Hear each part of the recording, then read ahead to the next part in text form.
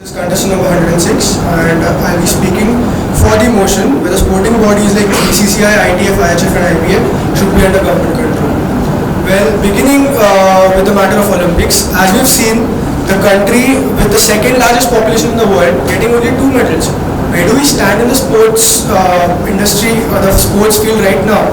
And why are we getting such a less number of medals?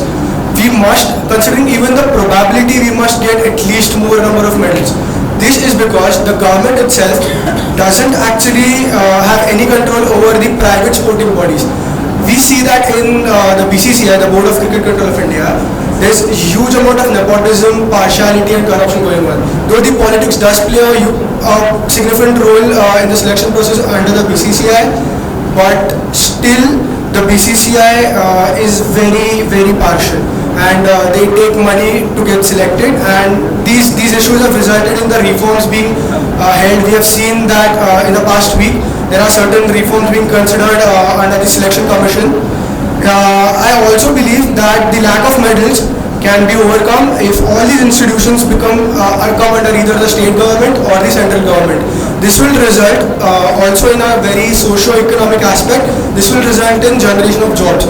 We see athletes springing up every 4 years and that is it. Where are they they spring up for the Olympics, they spring up for the Commonwealth Games, but where are they for the rest of their lives? They don't have enough funds to practice. Funds is a huge part of sports. They don't have enough funds, resources to practice. Also, if these bodies, if these sports come under the government control, the small athletes will get an encouragement. They will also get a very economic backbone to their life, and they'll be able to withstand throughout their life when they're not practicing and not involved in any other events.